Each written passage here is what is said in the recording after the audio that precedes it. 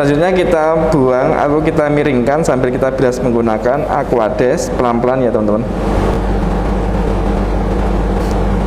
Nanti sebenarnya ini pinggir-pinggirnya setelah ini kita bersihkan menggunakan tisu harusnya di pinggir-pinggir pengotornya ini.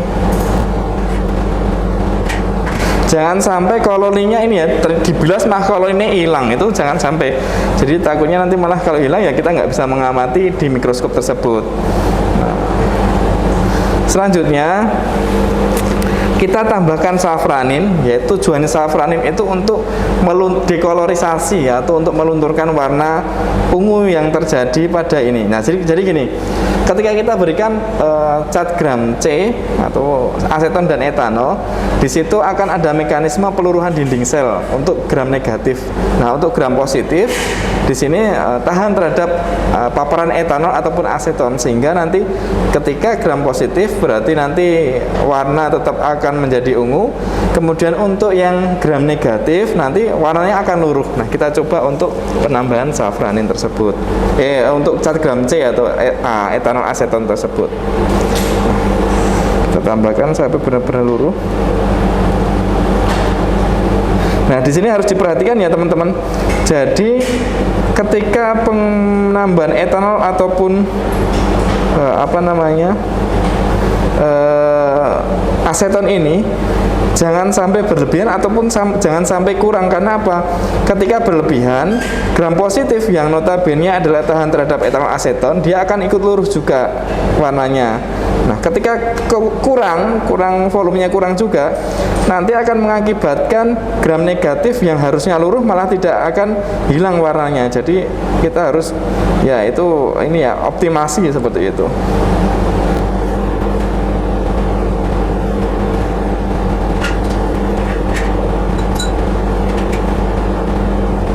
Ketika sudah, kita lakukan pembilasan menggunakan Aquades kembali.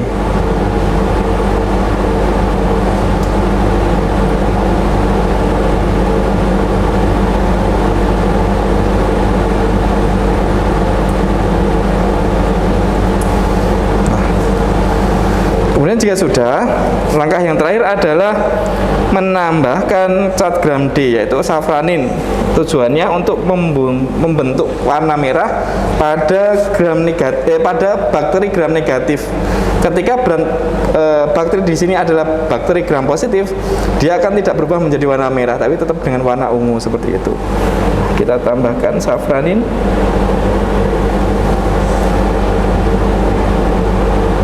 Nah, kita diamkan. Kemudian kita bilas menggunakan Aquades kembali. Selanjutnya adalah pengamatan menggunakan mikroskop, teman-teman. Nah, di sini nanti akan terbukti bakteri yang timbul itu bakteri gram positif atau negatif. Yang ditunjukkan dengan warna merah adalah bakteri gram negatif, kemudian bakteri gram positif dengan warna tetap warna ungu. Dan diamati dari bentuk selnya seperti itu. Baik teman-teman sekalian, jadi kita melanjutkan P3, yaitu identifikasi bakteri gram negatif pada media TBX. Nah, di sini ada media TBX 2. Kemudian ini ada suspensi bakteri gram negatif. Entah, kita belum tahu, asumsinya kita belum tahu bahwa ini adalah bakteri gram negatif, tapi kita belum tahu apakah ini E. coli, Escherichia coli atau yang lainnya. Jadi nanti memang kita tujuannya untuk mengidentifikasi bahwa gram negatif tersebut itu bakteri E. coli atau bukan, seperti itu. Nah, bagaimana nanti untuk menginterpretasikan data tersebut dari hasil penelitian ini? Jadi nanti ketika sudah digoreskan, kemudian pada hari kedua kita amati ketika bakteri di sini terbentuk koloni berwarna hijau kebiruan, berarti di sini positif bakteri tersebut adalah bakteri gram negatif Escherichia coli, seperti itu. Nah, caranya seperti apa? Mari kita lakukan. Yang pertama, nyalakan api Bunsennya. Nah, kemudian jika sudah, kita siapkan ose. Jadi di sini nanti ose tujuannya untuk mengambil atau menyampling suspensi bakteri yang akan digoreskan pada media TBE. Nah, nanti apakah koloni yang terbentuk setelah inkubasi 18-24 jam itu akan berubah warna menjadi hijau kebiruan atau tidak, seperti itu. Nah, yuk kita panaskan terlebih dahulu. Tujuannya untuk secara aseptis ya, untuk mensterilkan kawat pada oso tersebut, sehingga pada perlakuan ini tidak akan ada kontaminan lainnya karena sudah ada proses pemanasan. Kita lakukan dari pangkal sampai ke ujung sampai memijar warna merah. Setelah itu kita diamkan sampai suhunya hangat-hangat kuku, atau sampai ini ya, paling tidak kita validasi, oh di sini sudah tidak terlalu panas, atau dengan cara digoreskan pada media agar di sisi paling pinggir ya masih bunyi jas atau tidak. Misalkan tidak bunyi, sampai tidak bunyi jas, berarti asumsinya ini sudah dingin. Jadi bisa digunakan untuk sampling suspensi bakteri. Nah, di sini ada suspensi bakteri. Kita buka,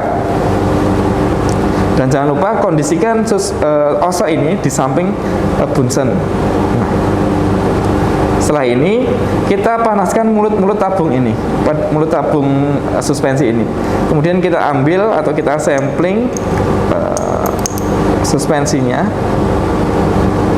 Kemudian kita tutup kembali.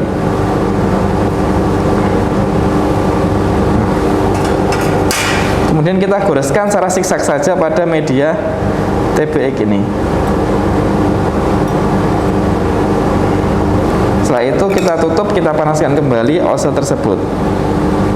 Nah, tujuannya untuk mematikan atau mendestruksi sel bakteri tersebut dengan cara pemanasan pada api bunsen.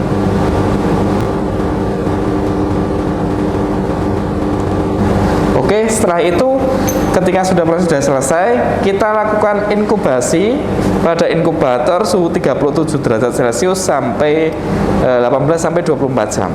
Nah, ini sebagai sampel tadi hasil penggoresan ya, ini sebagai kontrol medianya. Kita masukkan ke dalam inkubator. Dengan ini ya teman-teman, jangan lupa dengan kondisi terbalik, jadi media menghadap ke bawah. Tujuannya apa? Agar kontaminan yang ada di tutup petri itu tidak akan mengkontaminasi atau turun ke permukaan media agar tersebut, sehingga tidak mengganggu pengamatan. Oke, kita tutup. Gini udah 37 derajat Celcius kurang lebih. Kita tunggu 18-24 jam. Baik, untuk hasilnya ternyata teman-teman kemarin kan kita menggunakan suspensi E. coli. Nah, harapannya ketika kita goreskan harusnya gini ya, hal tersebut harusnya nggak diketahui oleh kita apakah bakteri tersebut Escherichia coli atau gram negatif yang lainnya gitu loh. Ketika E. coli itu akan berwarna hijau kebiruan. Nah, kemarin memang sengaja kalau untuk praktikum kita dari laboran dan dosen itu sudah sepakat coba kita E. coli. Jadi harapannya teman-teman ketika melihat hasil itu, oh ya ini E. coli, ternyata perubahannya betul menjadi hijau kebiruan. Nah, ternyata ada hal di luar dugaan, bisa diakibatkan atau dimungkinkan suspensi sampel yang digunakan itu sudah rusak atau pertumbuhan bakterinya sudah mati lah, seperti itu, sudah memasuki fase kematian, sehingga ketika digoreskan pada media TBX itu tidak mendapatkan hasil atau perubahan warna menjadi hijau kebiruan. Nah, kenapa ini ya teman-teman, coba sambil baca referensi kenapa ketika E. coli digoreskan pada media TBX itu berubah menjadi warna hijau kebiruan, warna koloninya seperti itu. Nah, itu perlu dicari referensinya, coba nanti dijelaskan, dan ada penjelasan ini ya, struktur kimianya itu bisa kok sampai membentuk warna kompleks hijau kebiruan. Setelah dilakukan pengecatan untuk identifikasi morfologi bakteri, nah kita lihat bakteri atau preparat yang sudah kita buat tadi dengan menggunakan mikroskop objektif 100 kali. Sebelumnya kita tetesi dulu preparat dengan menggunakan immersi oil sedikit saja. Setelah itu kita letakkan di atas meja mikroskop. Kemudian kita putar lensa objektif ke perbesaran 100 kali. Lalu kita nyalakan terlebih dahulu, kemudian kita lihat lapang pandangnya pada OptiLab yang sudah terhubung pada layar komputer. Nah, kita cari dulu fokusnya.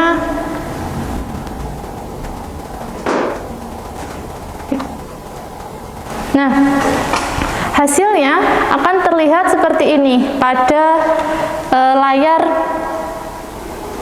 komputer atau yang tertangkap kamera OptiLab.